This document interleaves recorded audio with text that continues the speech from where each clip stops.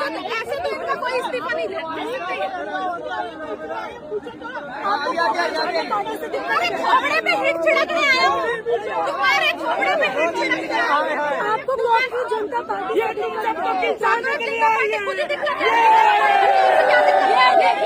ये देखिए किस तरीके से ये लोग नारेबाजी कर रहे हैं।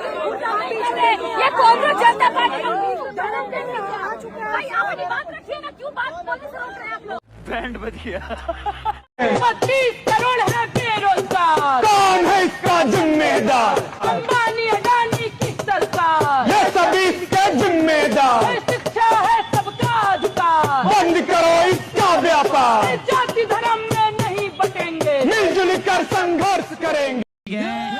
आप इस वीडियो को ध्यान से देखिए क्योंकि कांग्रेस जनता पार्टी के फाउंडर अभिजीत दिब्के जंतर मंतर पहुंच गए हैं और अब यह प्रोटेस्ट स्टार्ट हो चुका है और थोड़े ही देर के बाद सोनम वांगचुक जी भी इस प्रोटेस्ट को ज्वाइन करेंगे। अब इसमें आपका यह भूमिका है कि आप या तो ढेर सारे वीडियोस बनाएं या फिर इस वीडियो को कई लोगों तक शेयर करें और धर्मेंद्र प्रधान जी को टैग करें, पूरी सरकार को टैग करें और उसको रिजाइन करने के लिए बोले और पूरे सोशल मीडिया पे आग की तरह इस प्रोटेस्ट को फैला दे।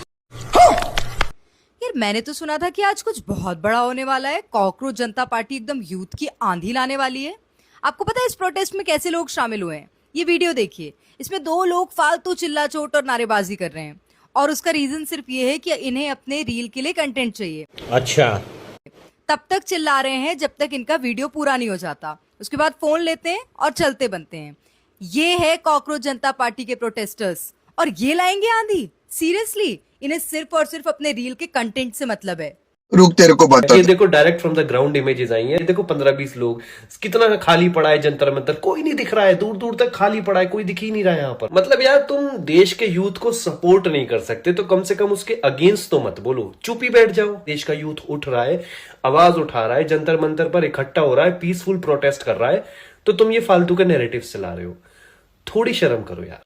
नरेंद्र प्रधान इस्तीफा दो, इस्तीफा दो, इस्तीफा दो, नरेंद्र प्रधान इस्तीफा दो, इस्तीफा दो, इस्तीफा दो, तानाशाही नहीं चलेगी, नहीं चलेगी, नहीं चलेगी। अभी मजा आएगा ना भिड़ो।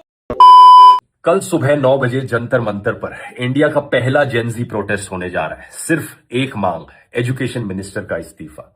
अगर आप दिल्ली में या दिल्ली के आसपास रहते हैं तो मैं कहूंगा जरूर जाकर इस नॉन वायलेंट और पीसफुल प्रोटेस्ट में पार्टिसिपेट कीजिए। लेकिन एक चीज याद रखिए कि हो सकता है कुछ पॉलिटिकल पार्टी के यहां पर इस प्रोटेस्ट को बदनाम करने के लिए वहां आकर बदमाशी करने की कोशिश करें।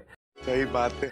तो जब आप इस प्रोटेस्ट में जाओ तो अपना कैमरा ऑन रखना, लाइव स्ट्रीमिंग ऑन रखना, ताकि अगर कहीं पर भी कोई कुछ गड़बड़ करने की कोशिश कर रहा है तो उसे इमीडिएटली कैप्चर किया जा सके और उन लोगों को आइडेंटिफाई किया जा सके।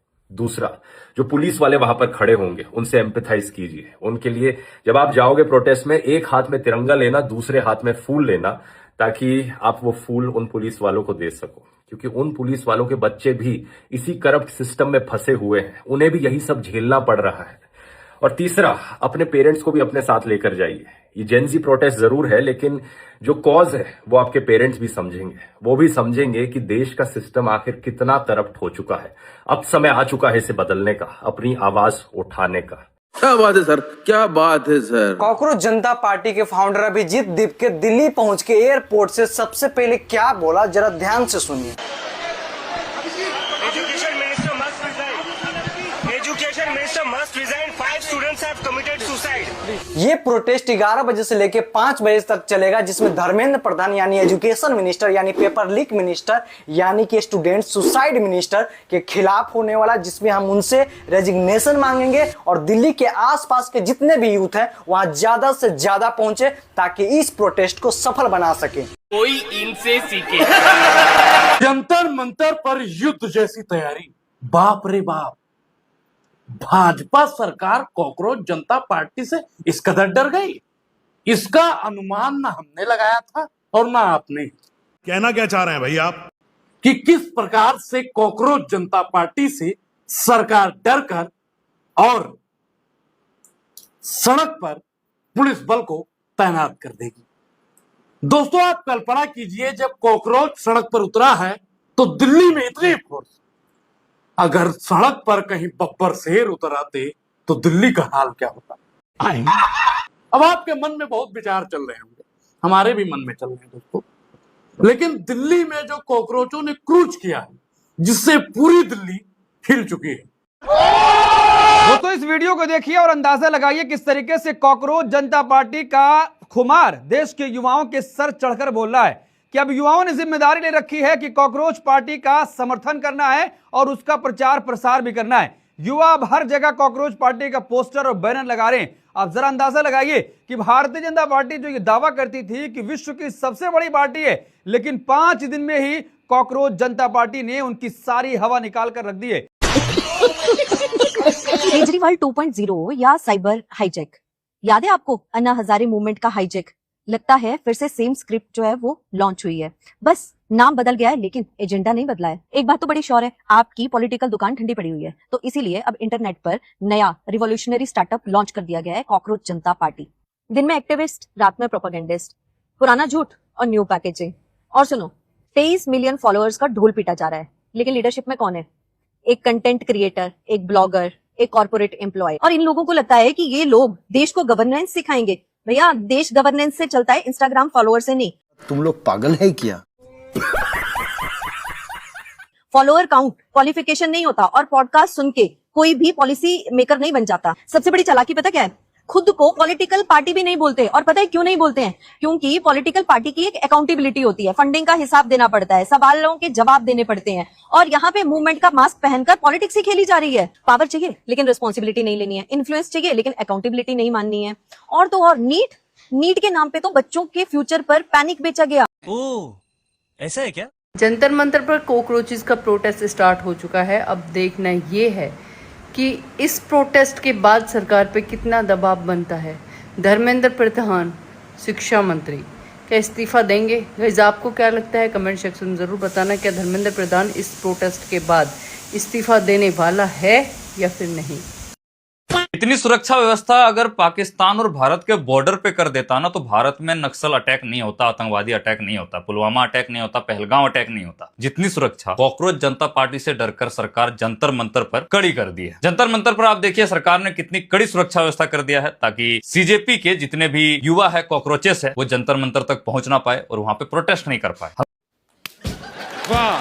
हालांकि सीजेपी के युवा जंतर मंतर पर पीसफुल तरीके से प्रोटेस्ट करने जा रहे हैं। आप अपने हाथ में किताब, फूल और तिरंगा लेके जाइए और उस पुलिस वाले को, जो पुलिस वाले आपको डंडा मारे, उसे अपना वो फूल जरूर दीजिए, ताकि ये प्रोटेस्ट पीसफुल हो सके, प्यार से हो सके। और प्यार से आप इस गवर्नमेंट से मांग कीजिए, क्योंकि अगर आज आप गवर्नमेंट से डर गए तो ये गवर्नमेंट जिंदगी भर आपको डराती रहेगी और देश में लोकतंत्र को खत्म करते रहेंगे। और वो डर गवर्नमेंट में ये कड़ी सुरक्षा व्यवस्था से दिखाई दे रहा है।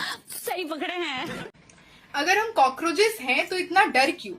देश में जिस पुलिस का काम न्याय व्यवस्था को स्थापित करना और देश में सिटीजन्स का प्रोटेक्शन करना होना चाहिए, आज वो एक रिजीम को बचाने के लिए उनके फुट सोल्जर्स की तरह ऑपरेट कर रही है। Delhi police called me and asked me कि क्या मैं 6 तारीख को जंतर मंतर पर होने जा रहे प्रोटेस्ट में शामिल होने वाली हूँ, और अगर मैं जा रही हूँ तो मैं ये जान लूं कि उसके ग्रेव रिपरकशंस होंगे। मुझे हाउस अरेस्ट किया जा सकता है, मेरे ऊपर FIR दायर की जा सकती है, अलग अलग तरह के लीगल प्रोसीडिंग्स चलाए जा सकते हैं, क्योंकि अपेरेंटली इस देश में प्रोटेस्ट करना गलत है। तो क्या करें भाई?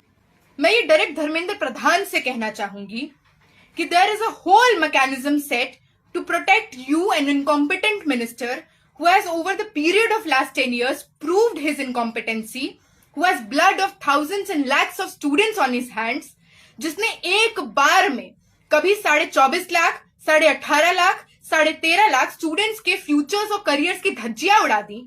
बीते एक दिन में 1.7 लाख जेई के स्टूडेंट्स, उनका डेटा लीक कर दिया। बेशर्मो, शर्म करो, शर्म।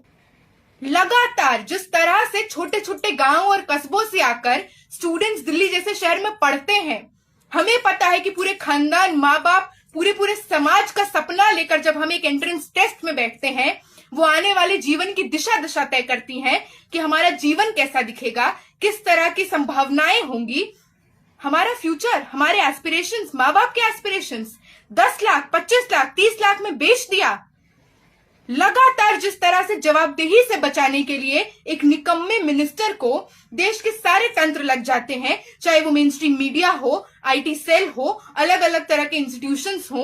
I would like to tell you and remind you, there is a document called the Constitution of India जिसका आर्टिकल 19(1)A 19(1)B हमें और हम जैसे तमाम कॉकरोचेस को यह अधिकार देता है कि we can express our opinion, we have the right to register at dissent peacefully, to assemble. तू समझा? हाँ। तो दोस्तों 6 जून को अभिजीत दीपके जी का इंतजार था और अभिजीत दीपके जी 6 जून को आ ही गया और प्रोटेस्ट भी जारी है। अब यह देखना है कि धर्मेंद्र प्रधान इस्तीफा देगा या नहीं, यही का इंतजार है, बाकी है अब। तो दोस्तों अब आप लोगों को क्या लगता है कि धर्मेंद्र प्रधान जी इस्तीफा देगा या नहीं, तो आप लोग अपना राय कमेंट में दीजिएगा। तो फिर मिलते हैं किसी अगले वीडियो में, तब तक के लिए बाय बाय।